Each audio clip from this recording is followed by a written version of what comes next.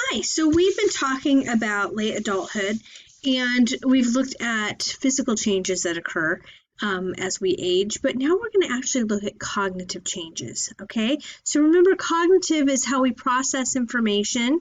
It's not just like what your opinion is, but it is how like you remember things and how you take in information and how you store it. So let's look at that. The first thing is we're going to talk about normal memory loss, and that is just part of aging. I can tell you that as we get older, our memory's just not as sharp, and that could be for fluid or crystallized information. We just don't always, we can't remember always how like facts and figures like you might once have known. And sometimes our memories of things that we've experienced also get lost. There is what we call a reminiscing bump. And what this is about is, let me get where you can see the whole thing. Basically, if you think about it, the first 10 to 30 years of your life are a whole lot of firsts. And because those are firsts, we actually tend to remember them a little bit more. Like if you remembered your first date, or your first kiss, or the first day of school. You remember those first over the third day of school, or the third kiss you've had, or the 14th date you've had. Those seem to be less memorable, but we do seem to remember the firsts. There are 70 different kinds of dementia out there. The most common kind, of course, is the one that's most famous, it seems like, and that's Alzheimer's.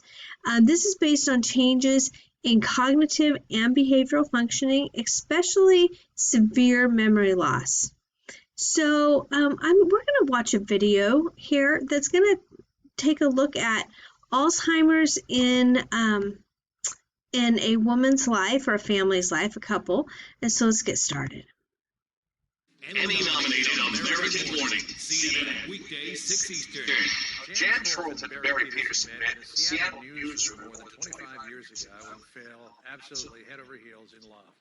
They married, traveled the world together. Barry is a CBS News correspondent. Jan is a reporter for several news organizations, including here at CNN. But their lives were shattered in 2005 when Jan was diagnosed with early onset Alzheimer's disease at the age of 55. In his new book, Jan's Story, Love Lost to the Long Goodbye of Alzheimer's, Barry describes seeing his wife and his life disappear. Barry joins us this morning. I got to say, Barry, I've known you for years. We used to work at CBS together. This book is just so sad, and it has resonance for me because my mom died from Alzheimer's March 1st of this year. But when you look at how close the two of you were, you called yourself the darling couple because you both called each other darling. There can be a point in Alzheimer's disease for many people where simple forgetfulness makes a transition into a real disconnect.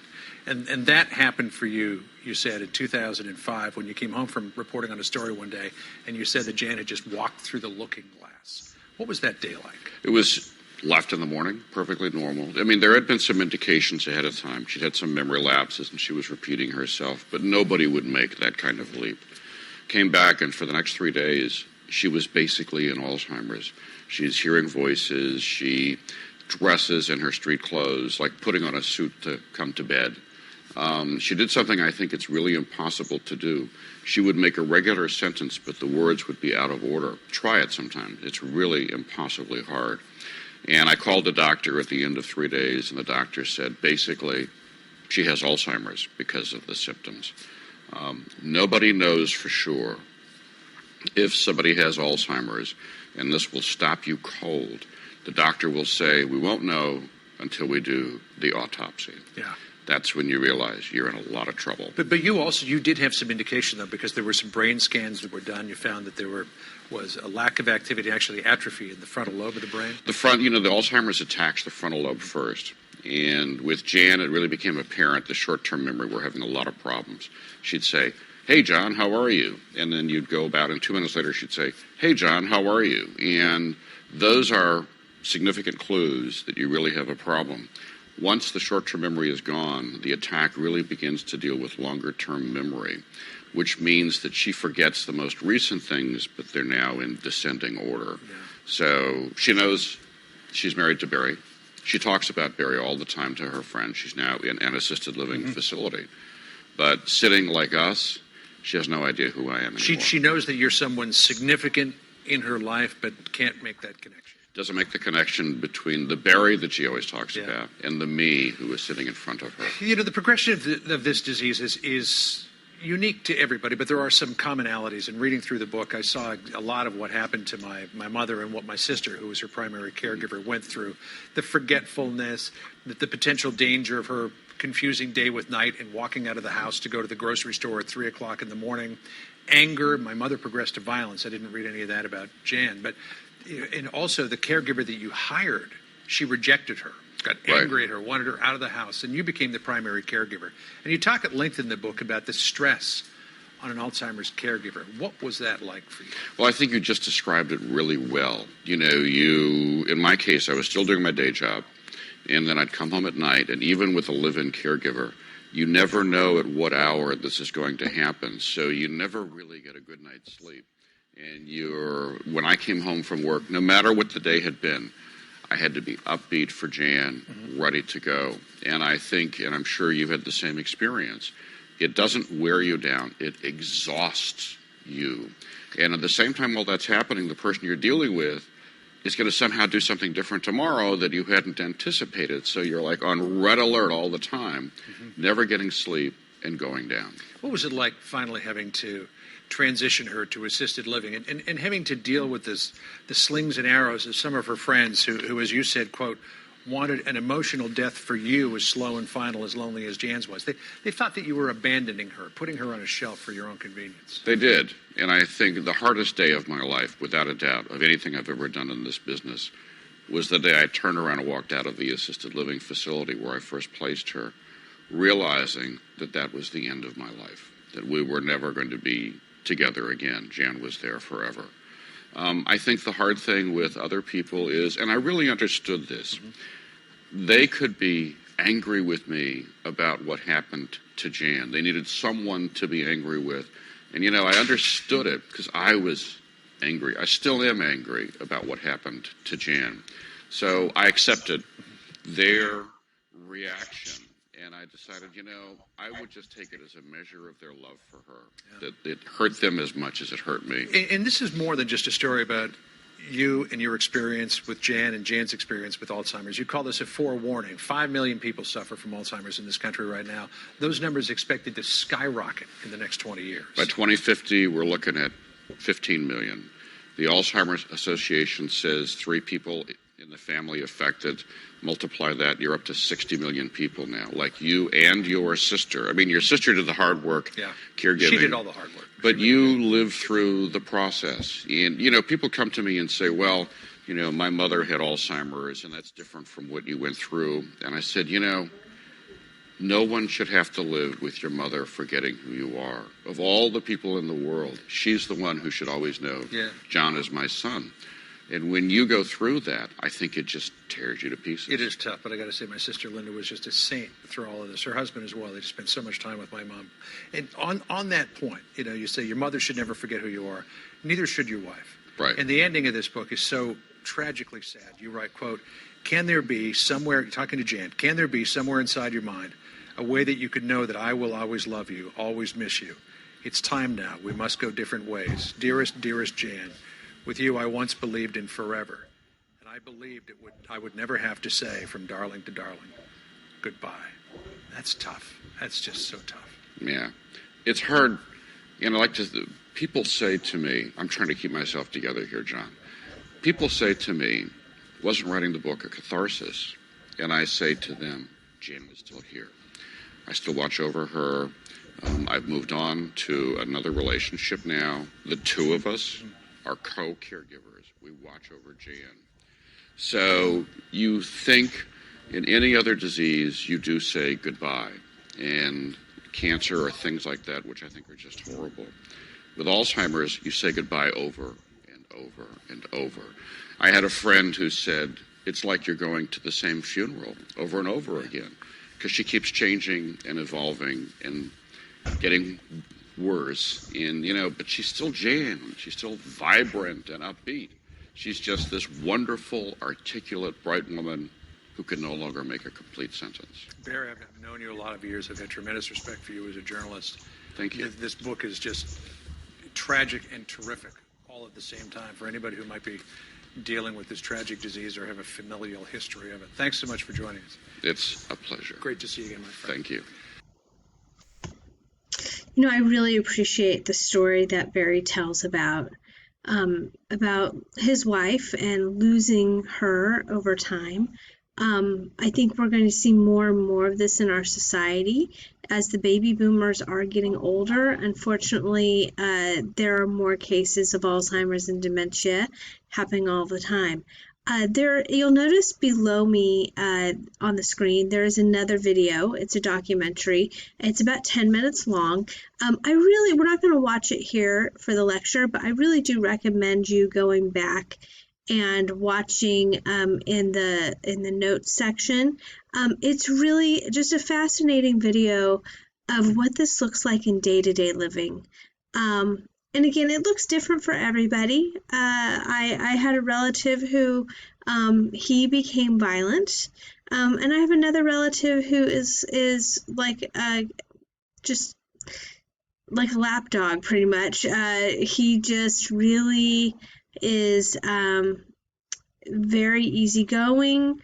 His stuff, it's kind of funny. He is very focused on feeding his dogs, and so his dog got really fat, so they had to go and hide the dog food. His daughter, actually, she works away from her family, about a 4-hour drive, and so she lives by where she works, and this is a place that he once had lived too. And so this man, he goes and lives there with her during the week when she goes to work, because they're kind of out in the middle of the desert, like literally there's nothing out there. One day she's sitting in her office though and watches her car drive by her window. Her dad was going to get dog food and had found her car keys, so had to get better at hiding the car keys. But this is definitely, again, this is not something that is rare. Unfortunately, this is becoming something that is almost like the new normal. So let's talk a little bit more about that. There are factors that influence Alzheimer's, getting it and keeping it at bay. There is a genetic connection. There's this test called the APOE, and actually now there's, I think, the 4th generation of it. The most important, basically for younger age people, they can get Alzheimer's at a younger age if they have the APOE4 marker. Now here's a question.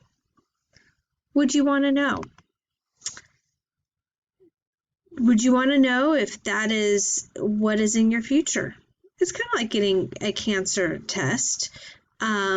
I actually had one of those after my mom passed from cancer. And while I was waiting, or actually even having the decision to have the test, was pretty big. So this person I know that I told you that the father goes and gets dog food and things like that, his 2 daughters went ahead and got tested because it definitely was genetic. They saw in her father, her uncle, the father, the uncle, and the grandfather. The grandfather and uncle have passed away. The father's still alive. And so both daughters of this man were tested, and they both came up positive. But I will tell you, it's been very interesting to watch how both of them have coped with that. One, she almost kind of copes with it as, why go on? I mean, she's not suicidal or anything like that, but she's kind of grieving, like, what is the purpose of all of this if this is how it's going to end? Her sister deals with it much more relaxed and was like, well, this doesn't mean this is what I'm going to get. It means that I'm more likely to get it. And so let's just wait and see. So I think it really is different for everybody, but I think it's a good question to ask yourself, would you get the test? We find that there is a high correlation if a person of basically putting yourself more at risk, if you have a diet that is high in fats and sugars, something that can actually help stave off Alzheimer's and keep your memory a little sharper is exercise and then educational links. Now, if you remember back, I say this a lot. If you took my Psych 101 class, or even in this class, I think I've said, if you don't use it, yeah, you lose it. So if you don't use it, you lose it. Well, that goes with our body, our physical body, but it also goes with our mind. And so to stave off Alzheimer's and dementia, they've come up with a lot of different things to do for like kind of brain teasers to help you just keep mentally sharp, whether it's the crossword puzzle or Sudoku or playing Scrabble all the time, something like that, or even playing chess. It doesn't have to be, homework. It can be literally just playing some certain games, but it's things that will help you learn. There's actually also, just so you're aware, Modesto Junior College actually has something called Michael, and it is an educational program for the elderly or for older adults, late adulthood, and they put on classes, I think, once a week. Probably not during the time of quarantine, of course, but once a week they put on classes that would be interesting to that age and allow them to have discussion and just again to stimulate their brains. So let's talk about the wisdom of late adulthood, okay? Back to that staying intellectually challenged. What we find is that over time, we have a choice. We can sit down and watch TV all day and do nothing and not challenge our brains at all, or we can stimulate our brains. So here are some of the tools that have been basically developed to help stimulate brains. Computerized games, crossword puzzles, reading. There's all these reading clubs everywhere. Oprah has one. I think everybody has one now. Becoming part of a reading club, a garden or a book club. Gardening, believe it or not, gardening can be intellectually stimulating plus physically stimulating. Different phone apps. I have one. I have a woman that I see who she has a iPad she takes everywhere with her, and she actually only uses her iPad for these kinds of apps, things that are mentally stimulating to her. Online games. Again, maybe some of you are playing online games. Believe it or not, older adults love them because it's also a way to socially interact. And then, of course, social activities. That is becoming harder to find, I think, at times. Although, we have developed some clubs out there. If you remember several years ago, what was very popular was the Red Hat Society. That was for women over the age of 65.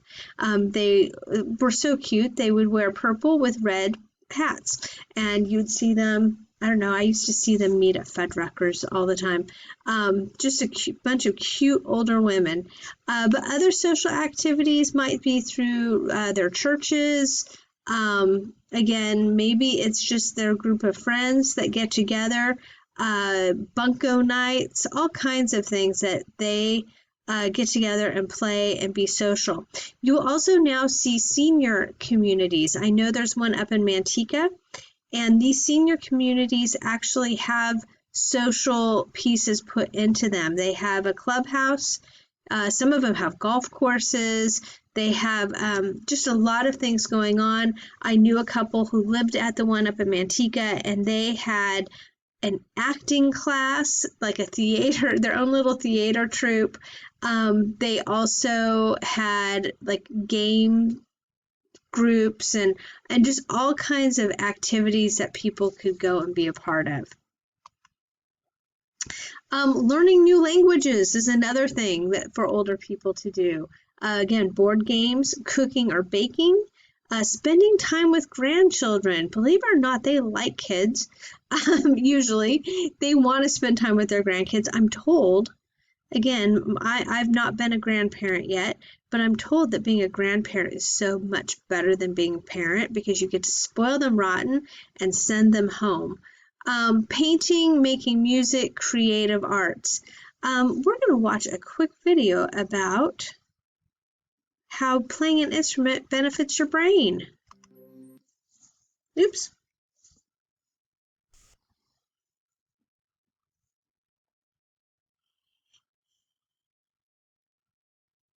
Did you know that every time musicians pick up their instruments, there are fireworks going off all over their brain? On the outside, they may look calm and focused, reading the music and making the precise and practiced movements required. But inside their brains, there's a party going on. How do we know this? Well, in the last few decades, neuroscientists have made enormous breakthroughs in understanding how our brains work by monitoring them in real time with instruments like fMRI and PET scanners. When people are hooked up to these machines, tasks such as reading or doing math problems each have corresponding areas of the brain where activity can be observed.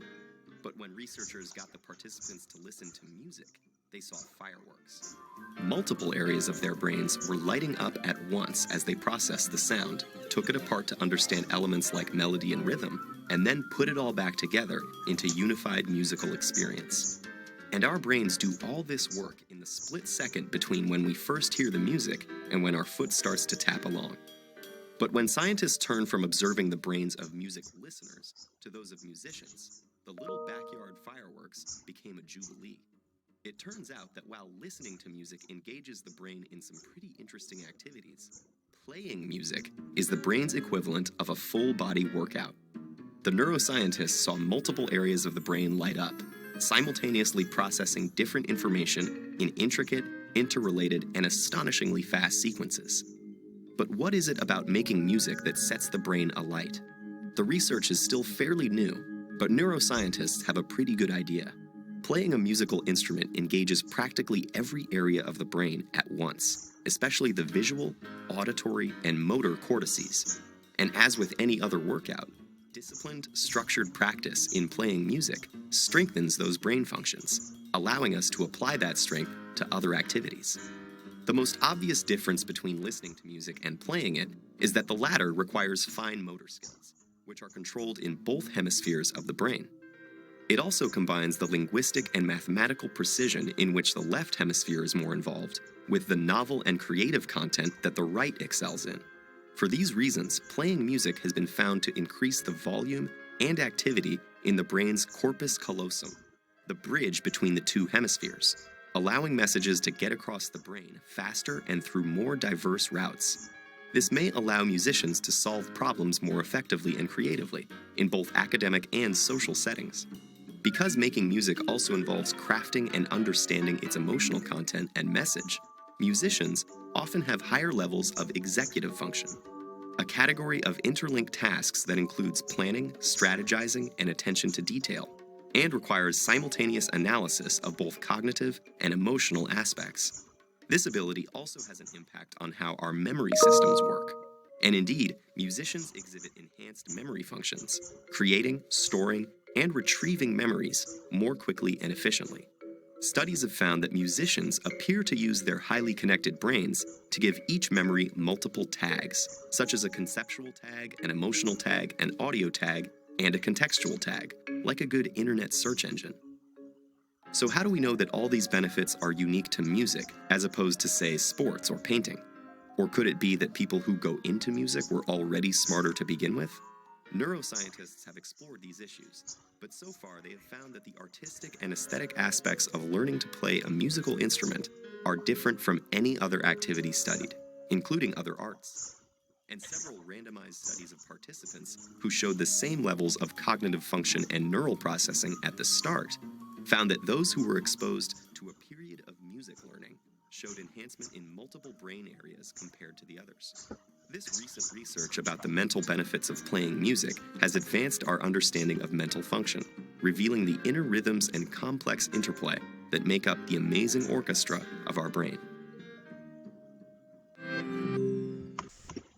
Now I know what some of you are thinking. Hey, I'm really into music, but I can't learn how to play an instrument at this age. I beg to differ.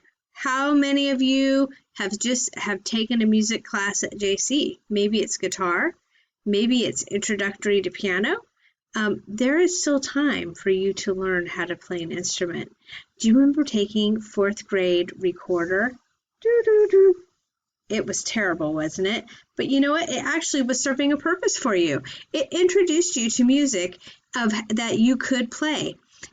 It's very interesting, this research, because I heard about this years ago when I was I went to a play therapy conference, and they were talking about this.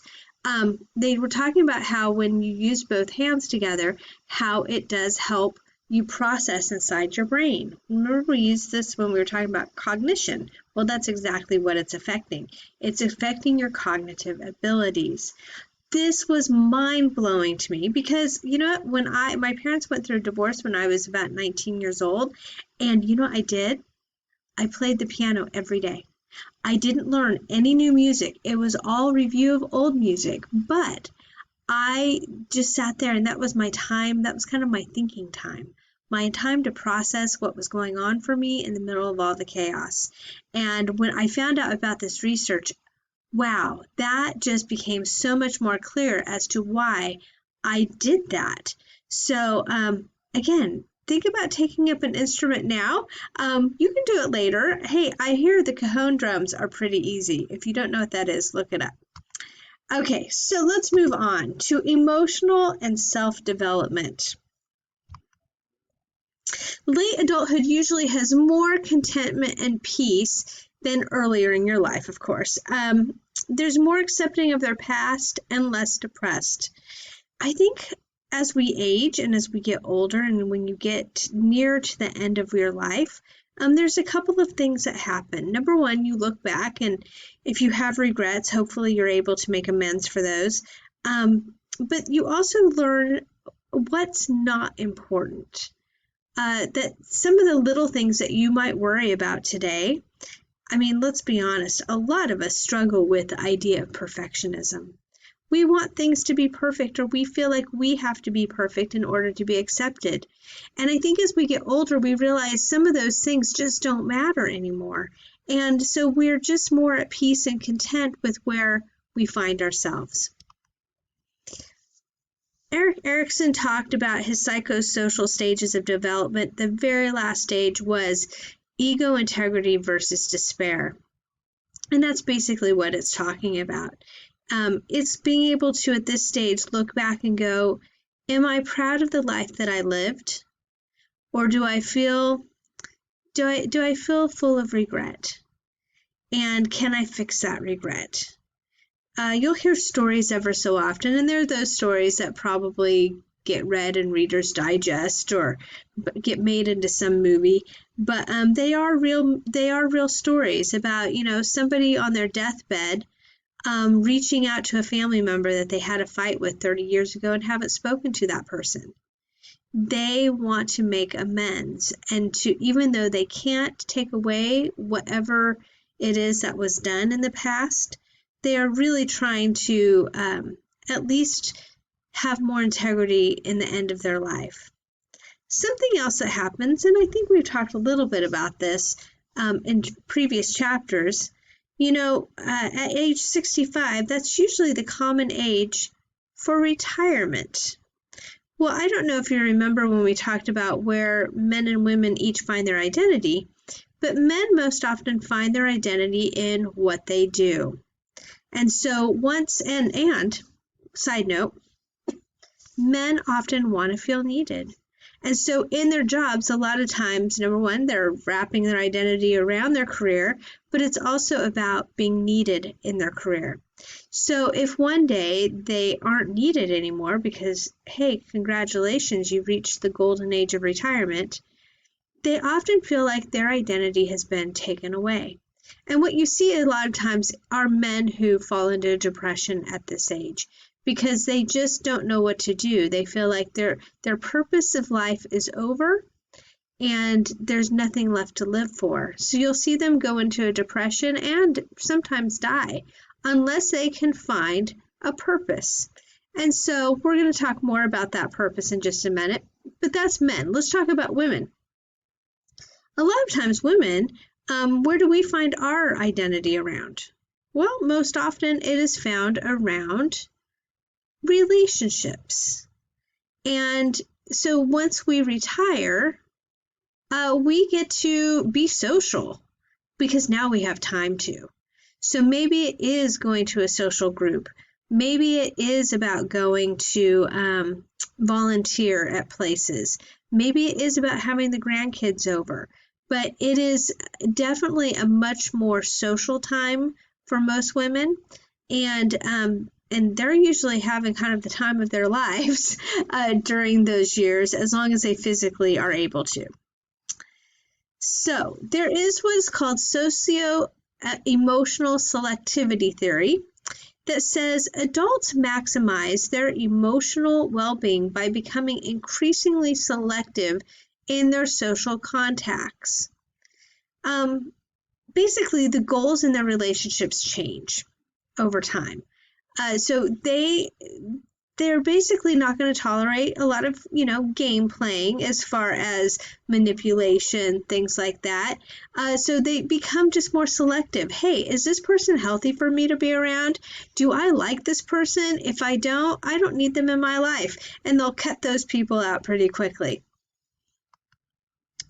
Family relationships, late adulthood goes from being caring to being cared for a lot of times.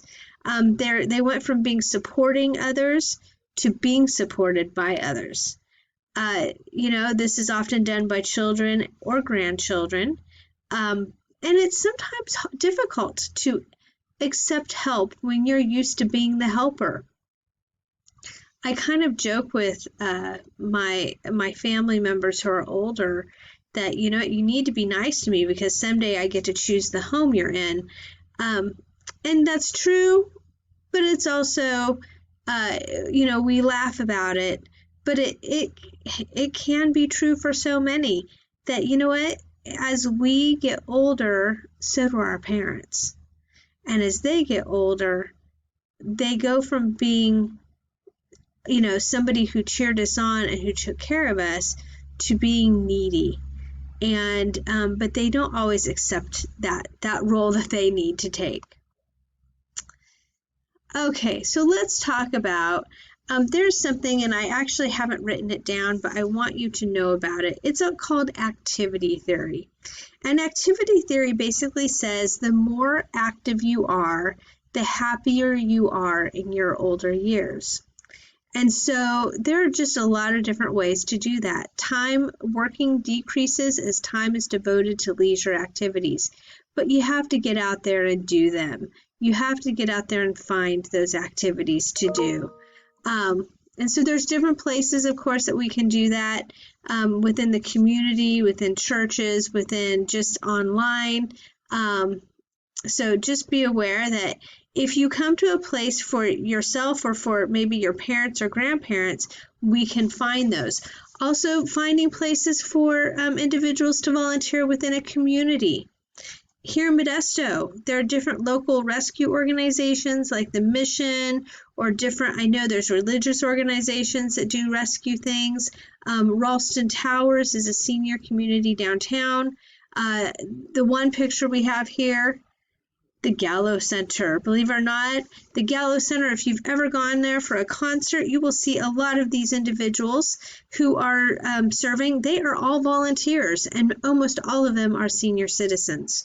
Up here, we also have the McHenry Mansion, another place that I know several individuals who are volunteering at now that they've retired.